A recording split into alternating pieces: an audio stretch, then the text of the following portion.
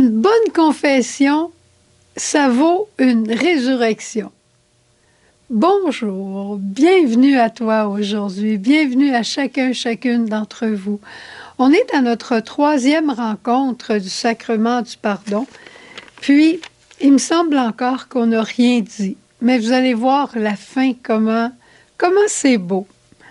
Alors, dans l'antienne de l'acclamation à l'Évangile aujourd'hui, il est dit « Gloire à toi, Seigneur, puissance et majesté.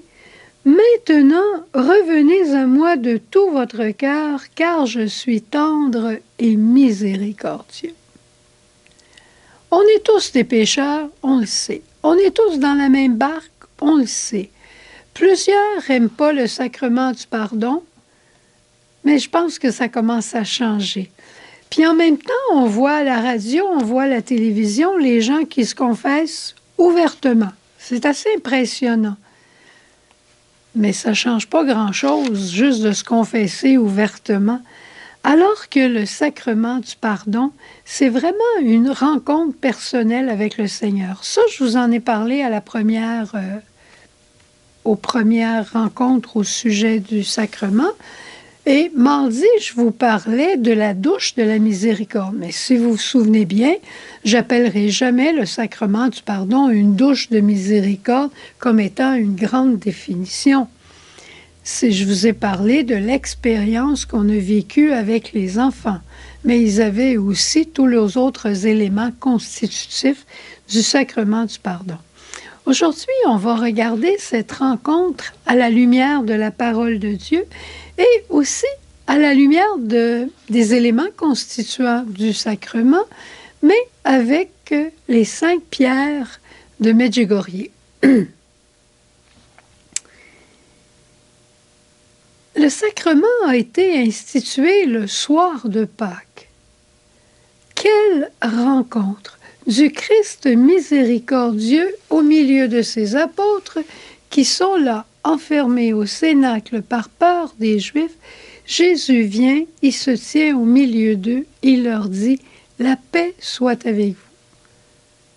Il leur annonce tout de suite ce que fait sa présence de sauveur, de miséricorde. Elle nous donne la paix, mais pas une paix commune, pas une paix terrestre, une paix céleste, une paix divine. Les péchés seront remis à ceux à qui vous les remettrez. C'est extraordinaire. Recevez l'Esprit Saint, le cœur maternel de Dieu qui vient laver notre âme. Merveilleux. Une autre rencontre, je dirais virtuelle, pas virtuelle mais présentielle, de Jésus, qui offre plus qu'on espère, c'est la rencontre avec le paralysé. Le paralysé ou le paralytique, comme on veut l'appeler, il vient pour être guéri dans son corps. En fait, c'est ses amis qui l'amènent.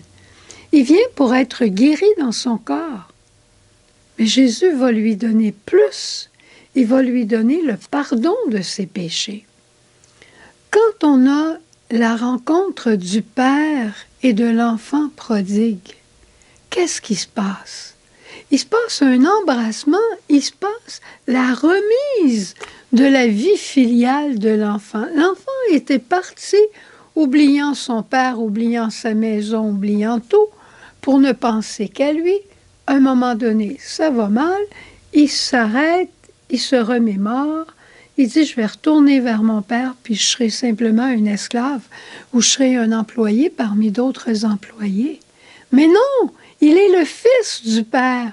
Alors le Père, quand il le reçoit comme son fils et il lui redonne tout, la fête incluse. C'est quelque chose. Quand on retourne vers le Seigneur, on n'est pas accueilli comme « Ah oui, toi t'es l'adultère, toi t'es le joueur, toi t'es l'ivrogne, toi t'es le voleur. » Non! Mon enfant, te voilà qui revient et que je suis heureux. Viens-t'en, on va faire. Oui, je sais, qu'est-ce que tu as fait? Dis-le-moi encore, là. Bon, c'est assez. Alors, on fait la fête. Tu es mon fils, tu es ma fille. La brebis perdue, c'est la même chose. Est-ce que le bon Dieu s'est amusé à gronder la brebis? Il lui a probablement parlé un peu d'obéissance, mais je pense qu'elle avait eu assez peur. Elle avait tellement perdu la relation, elle avait tellement perdu le troupeau, elle était seule avec le loup et elle pensait qu'elle était pour être mangée. Ça, c'est certaines petites versions pour enfants. Mais le berger la trouve. Il rétablit la relation entre elle et lui, mais c'est pas suffisant. Il la ramène dans le troupeau. La relation, la rencontre personnelle avec Jésus nous fait vraiment passer de la mort à la vie. Mon fils qui était mort, le voilà qui revit, dit le Père. Et quand Jésus se retrouve avec la femme adultère, il dit, qui est-ce qui t'a condamné? Tous eux autres, ils voulaient tous te condamner. Mais ils sont tous partis. Ils ne t'ont pas tué, puis moi non plus. Au contraire, je t'apporte la vie. Je te pardonne tes péchés. Va et ne pêche plus. Recommence ton histoire d'amour avec ton Dieu et avec tes frères. Dieu ne se lasse jamais de nous pardonner. C'est nous, des fois, qui nous tannons de retourner le voir et le voir pour les mêmes choses. Mais on n'a pas besoin d'inventer nos péchés, on en a assez. Après ce regard sur la parole de Dieu et les rencontres en présentiel, je dirais, de Jésus avec les pécheurs, on va regarder les 5 éléments constitutifs d'un vrai sacrement du pardon, comme c'est écrit dans le catéchisme. L'examen de conscience, la contrition, rompre définitivement avec le péché, l'aveu et l'expiation. Eh bien, j'ai mis les 5 pierres de Medjugorje. La première pierre, la parole. La parole de Dieu nous rappelle que tout sacrement du pardon est efficace et il produit ce qu'il dit, c'est-à-dire le pardon des péchés, et la parole éclaire notre conscience et elle nous rappelle que nous sommes dans une relation avec Dieu et avec nos frères, relation brisée par le péché. Mais la parole vient nous rappeler tout ça.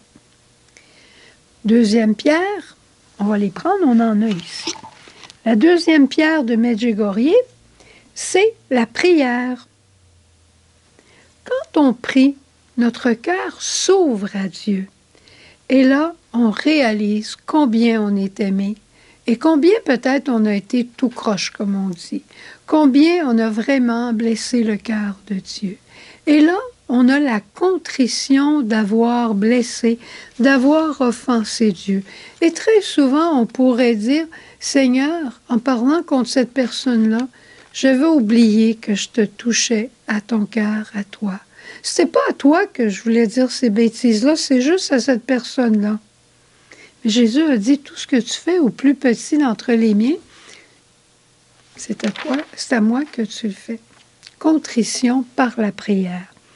Ensuite, une autre pierre à Medjugorje, l'amour de Marie. Marie, elle veut nous accompagner au sacrement du pardon, je t'en ai parlé souvent, et nous aider à rompre avec le péché. Arrêtez de dire, c'est juste un petit péché de mon caractère. Je suis comme ça, moi. Arrêtez de dire, oui, je recommencerai pas, sauf si. Rompre, c'est assez, c'est fini. À partir d'aujourd'hui, pas à partir de demain. Demain n'est pas là, puis ça n'arrivera jamais. Mais à partir d'aujourd'hui, c'est fini. Rompre. La Vierge Marie, avec sa douceur, avec sa bonté, est capable de nous aider à bien faire un examen de conscience, à bien préparer notre cœur et nous obtenir le courage de rompre. Ensuite, il y a l'aveu. L'aveu simple, franc, humble. Oui, j'ai péché, voici ce que j'ai fait, point. Et ça, c'est la troisième pierre, c'est le sacrement du pardon. Et la cinquième pierre, eh bien, c'est l'Eucharistie. Et je trouve qu'il n'y a pas plus beau moyen de prolonger le sacrement du pardon que de célébrer l'amour inconditionnel de Jésus dans l'Eucharistie. Et dans l'Eucharistie, on communie avec tous nos frères de la terre, tous nos frères du purgatoire, tous nos frères du ciel. La communion des saints, la communion des pécheurs est refaite grâce au sacrement. Et dans l'Eucharistie, c'est ce qu'on célèbre. Et l'Eucharistie nous donne la force pour aimer à nouveau. Alors tu vois, la pierre de la parole, la prière, la Vierge Marie, le sacrement du pardon et l'Eucharistie. Tout ça au service de notre sacrement du pardon. Quand je suis allée prier tout à l'heure pour préparer ce message, j'ai dit à Jésus, est-ce que tu aurais quelque chose à leur dire? Puis il me semblait que Jésus nous disait, c'est beau tout ce que vous avez entendu au message Lumière, c'est beau tout ce que tu as dit, Suzanne, mais maintenant, il faut qu'ils l'expérimentent. Alors moi, je les attends. Je t'attends, toi. Je vous attends, chacun d'entre vous, et je vous attends tous au sacrement du pardon en présentiel. C'est comme voir une belle peinture de Van Gogh, hein? Des champs de blé. Mais il n'y a rien comme être dans un champ de blé l'été. De voir une belle peinture de Monet avec des coquelicots, mais être dans des champs de coquelicots, c'est encore plus beau. Alors, qu'est-ce que tu dirais de choisir ta date, commencer à penser au moment où tu vas aller faire cette rencontre de résurrection? Et Seigneur, en terminant, je te demande vraiment de guérir chacun pour que chacun puisse faire cette rencontre. Ceux qui ont peur, ceux qui hésitent, ceux qui ne sont pas certains, ceux qui veulent, qui n'ont pas le moyen d'y aller. Viens au secours de toute notre faiblesse, Jésus, de toutes nos faiblesses, toutes nos raisons, toutes nos difficultés, qui sont vraies souvent, et rends-nous capables de te rencontrer face à face pour faire une bonne confession et vivre une belle résurrection. Au revoir. Jésus.